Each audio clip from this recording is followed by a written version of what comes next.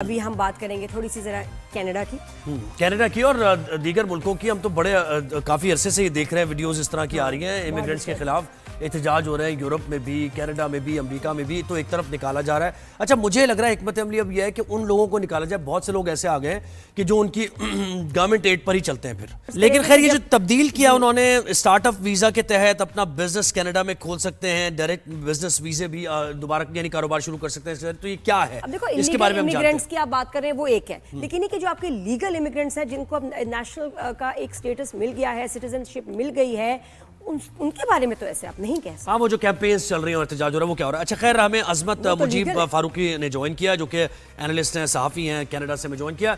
बहुत शुक्रिया अजमत साहब। गुड मॉर्निंग, कैसे हैं आप? ठीक ठाक हैं जी? अस्सलाम वालेकुम। बिल्कुल ठीक ठाक। आप लोग कैसे हैं? बिल्कुल ठीक ठाक हैं। अच्छा, मुझे बताएं कि एक तो पहले तो ज़ाहिर है अब आपकी आमद का फ़ायदा उठाते हुए पहले हम ज़रा ये जान लें कि कनाडा में सूरत हाल हम मुख्तलिफ जगहों की देखते हैं, मुख्तलिफ शहरों की देखते हैं, बहुत बदहाली है वहाँ पर।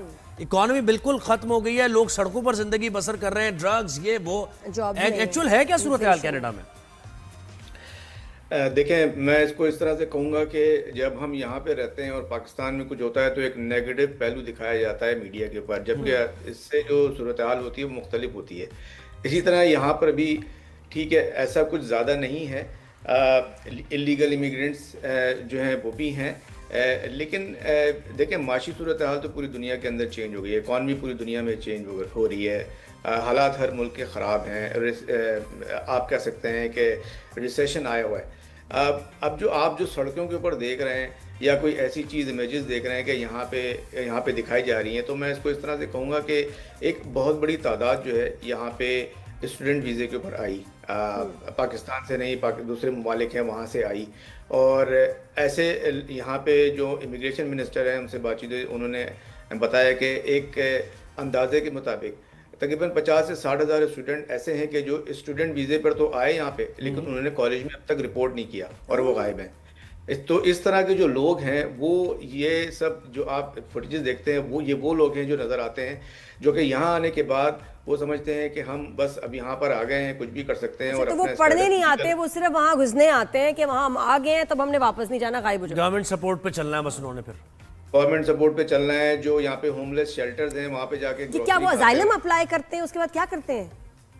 जी, मुख्तलिफ प्रोग्राम से। देखें, ये एक आपको पता है कनाडा जो है वेलफेयर स्टेट है और इसमें बहुत सारे प्रोग्राम्स हैं। तो इस तरह से जो भी उनका प्रोग्राम सूट करता है, आप सही कह रही हैं, रेफ्यूजी है उसमें भी वो अप्लाई करते हैं, या कोई और वर्क परमिट होता है उसमें वो अप्लाई करते हैं। हम इंडिया से देख रहे हैं बहुत से लोग, ये उसके बारे में मुझे बताइएगा कि इंडिया के लोग बहुत ज्यादा, या हम गलत देख रहे हैं, या सोशल मीडिया जैसे आपने कहा, जो भी वीडियो आप देखें इंडियंस को ब्लेम किया जा रहा है कि वो क्राइम्स में भी इन्वॉल्व हैं, उन्होंने कैप्चर कर लिया है, नेटिव्स को जगह नहीं देते हैं, वो जॉब्स के।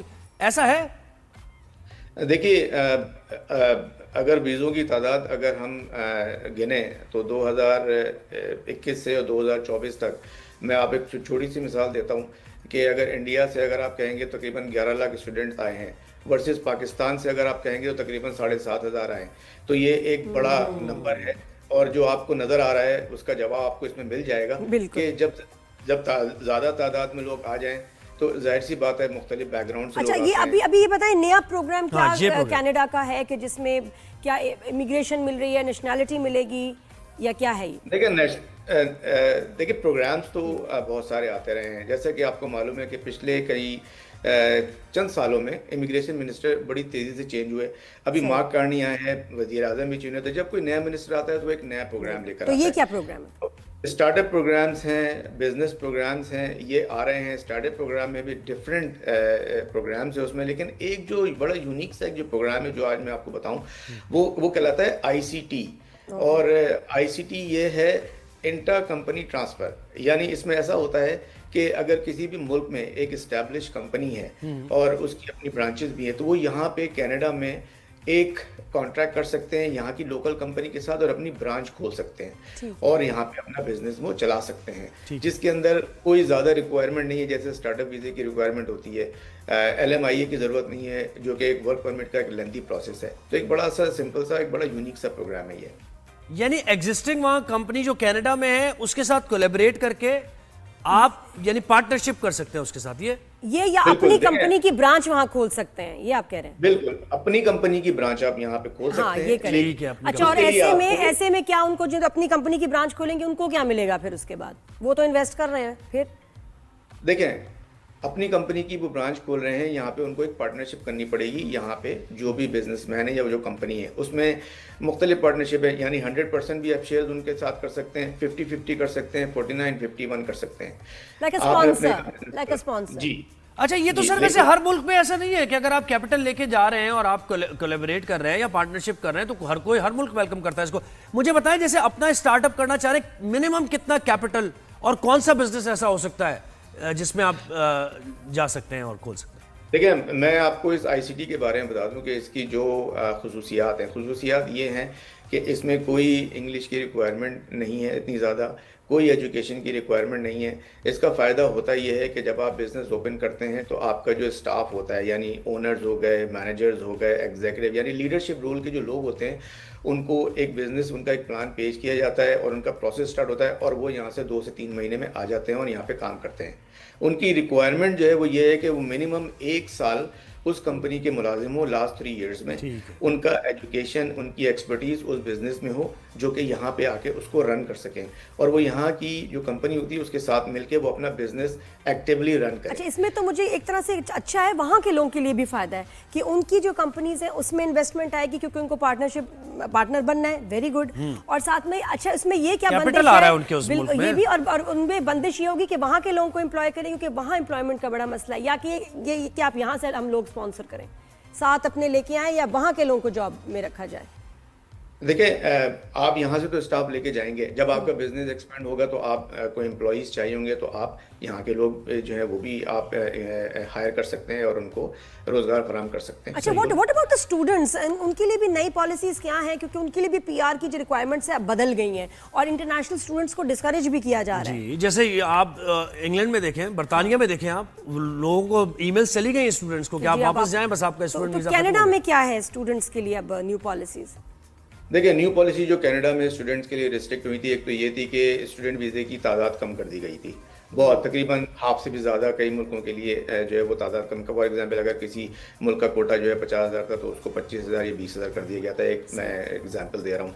और उसके अलावा उनको एक सिक्योरिटी डिपॉजिट कर दिया, यानी $10,000 अगर किसी कोर्स की फीस हो तो $10,000 ही उनको एक डिपॉजिट भी यहाँ पे रखना पड़ेगा। तो ये सारी रिस्ट्रिक्शन की थी ताकि जो ऐसे ही आ जाते थे बगैर किसी अच्छा, और जो लीगली पीआर के लिए अप्लाई करना चाहें वो कितने साल में, और उनके लिए क्या रिक्वायरमेंट है? देखें, ये जो मैंने जितने भी आपको प्रोग्राम बताए हैं, चाहे आप स्टार्टअप वीज़े पर आएँ, चाहे आप ये आईसीटी के प्रोग्राम पर आएँ या स्टूडेंट वीज़े पर आए, एक पॉलिसी होती है कनाडा के अंदर कि जब आप 1 साल काम कर लेते हैं तो 1 साल काम करने के बाद आप एलिजिबल हो जाते हैं पीआर कार्ड के लिए अप्लाई करने के लिए। और जब पीआर कार्ड अप्लाई होता है तो आपने जिस अपनी प्रोफेशन में काम किया होगा तो उसकी बेसिस के ऊपर आपका पीआर कार्ड का प्रोसेस स्टार्ट हो जाता है। और वो 1 साल भी फुल टाइम वर्क जॉब होनी चाहिए, पार्ट टाइम नहीं होने चाहिए। ये पहले फुल नहीं टाइम था। वर्क अपने प्रोफेशन में और आपकी डिग्री भी उससे रिलेटेड हो। लेकिन बहुत बात शुक्रिया वही है ना, आजमत अभी तो साहब। जॉब्स ही नहीं है, अभी तो बड़ा बहुत मसला हुआ है देखिए, स्टूडेंट्स के आखिर लिए। आखिर में मैं आपको एक बात यहाँ पे कहता चाहूँ। देखिए, सोशल मीडिया पे आप देखते होंगे और बहुत से लोग जो हैं वो कहते हैं जी कनाडा आ जाइए, हम आपको 3 हफ्तों में वीज़ा दिला देंगे, खाना भी मिलेगा, रिहाइश भी मिलेगी, नौकरी भी मिलेगी। ये मैं बहुत देखता हूँ। तो ये मैं यहाँ आपकी तवज्जो से बताना चाहूँगा कि ऐसा कोई भी प्रोग्राम नहीं है ऑफिशियली। कनाडा की ऑफिशियल वेबसाइट है cic.gc.ca, उस पर जाइए, उसमें सेल्फ असेसमेंट टूल है, आप अपना सेल्फ असेसमेंट करिए, इन सारी कैटेगरी में आप एलिजिबल होंगे, आप आइए। आप नहीं कर सकते तो आप एक प्रॉपर इमिग्रेशन कंसल्टेंट को हायर कीजिए। और फिर ये स्टार्टअप वगैरह जो अभी आ गया है वीजा, इससे भी फायदा होगा। बहुत शुक्रिया। बहुत शुक्रिया।